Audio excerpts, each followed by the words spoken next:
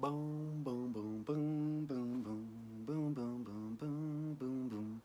Come and get your love. Alexander Mazzone here again, broadcasting from Sedona, Arizona, with the romantic spread for this sign of Capricorn. Thank you for joining me. Thank you for hitting that subscribe button down at the bottom, that like button. Thanks for leaving those comments that I love to read and reply to. I am going to be dropping a 5-card spread here today for Capricorn. For people starting a new relationship, there will be one interpretation. And for people that are in a pre-existing relationship, we are also going to be reading that same 5-card spread from that manner. So basically, I'd like to also just quickly talk about the Venus in retrograde, retrograding through Gemini right now. There are a lot of different interpretations going on right now, and I'm hearing right now. What my spirit team wants me to tell everybody and let you know is this is a very good thing. This is you deciding what you want. This is you figuring out what you want, and it's also representing this time of healing. You know, you basically, people that were cut off, or people that need forgiveness, or you know, that relative that you haven't been talking to or whatnot. This is also going to be balancing more than just your love life. So just looking at it as, you know, if you decide, like, you know, something's not working out for you, this is you basically being able to attain what you deserve, and what you deserve is the best in life. So without further ado, I'm going to start shuffling these cards. I just wanted to give you a little bit of added insight into what's going on astrologically right now.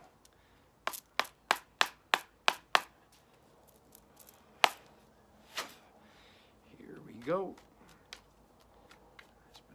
Force in the universe. Oh, we got a couple poppers. We got a couple poppers. Here we go. We got the cup of love and ooh, some sort of shift, some sort of new choice. Whether that's a mental thought, a spiritual thought, or a physical person. Seeing some shifts go on with the Capricorns. Okay. Sometimes those poppers, the way I was taught by my master tarot reader, Connie, out in Bristol, Rhode Island, you know, sometimes those poppers are more relevant than the cards that actually get dropped. So, and then if we drop those cards more than once, if a card pops out and then you see that card again in the reading, it's almost like it's not doubled. It's almost like it's tripled or quadrupled the interpretation of how important it is for the person getting the reading. One more. Okay, Capricorn. The highest benevolent force in the universe. Please align these cards for the best interpretation of what's going on romantically for my Capricorn brothers and sisters watching this. This is a quantum reading, so this is for all people of that zodiac sign. And that's it. We're there. We're done shuffling right about there. Okay.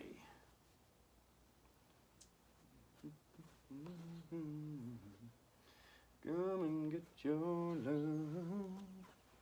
2, 3, 4, 5. Okay. So we're seeing this 5 of Wands at the bottom of the deck. So summing up the entire reading, this is showing some sort of quarreling. This is showing some sort of debate. As you can see, these people, you know, I like to call this the card of sparring. So they're not all out fighting. This is representing basically people figuring things out, people having conversations. These do not need to be considered arguments. What makes them arguments is the way that we have these conversations. It's how we convey tone, and it's how we decide what it is that we want. And that's what this Venus retrograde is representing. So pretty good reading here. If you're looking for that new goddess in your life, wow, that's like the best card to represent the goddess in the entire deck. This person sees beyond the veil. This person is balanced between light and night, shadow and you know, this divine spiritual energy.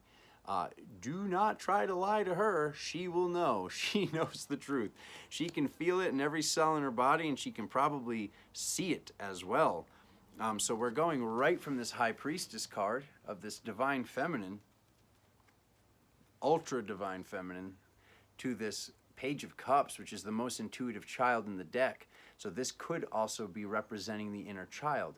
This could also be representing, if you're looking to have a child, or you're thinking about that, or having those thought structures in a pre-existing relationship, or manifesting that into your life going forward, this is the time to do that, or this is the time to figure that out during this Venus retrograde, because there's a certain belief structure that it's hard work, and of course it is, because this is basically saying, you know, this person's here, or this person's stepping forward, or this person is you, with the goddess out there, having this inner child in the body, making sure that it's okay if you're in a pre-existing relationship or starting a new one.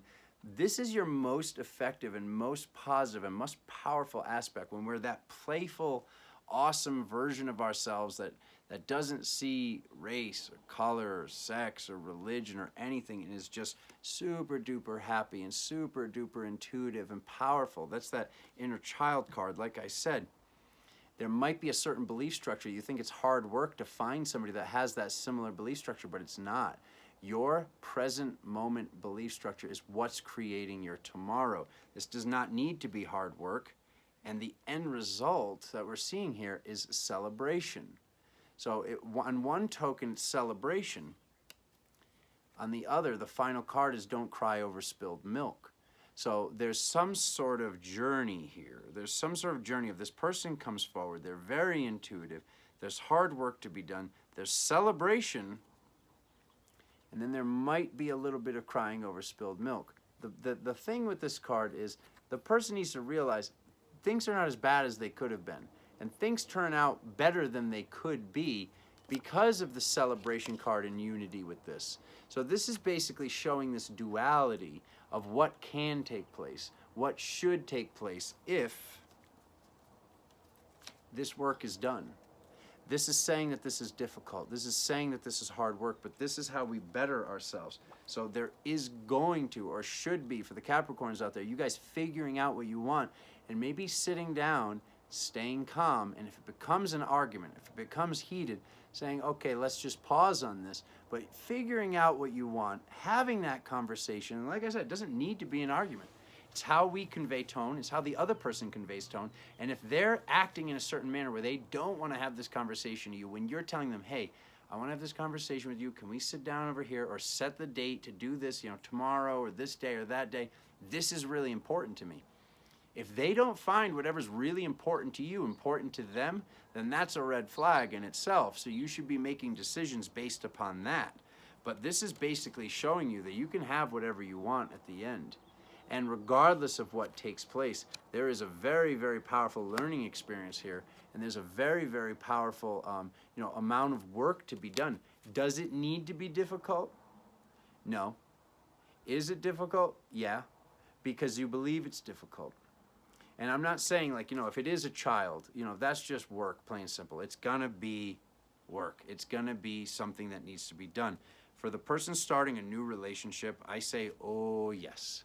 Just because this is starting off with the High Priestess, even though it's ending off with the Five of Cups, and this is basically saying it might not turn out how you expect it to.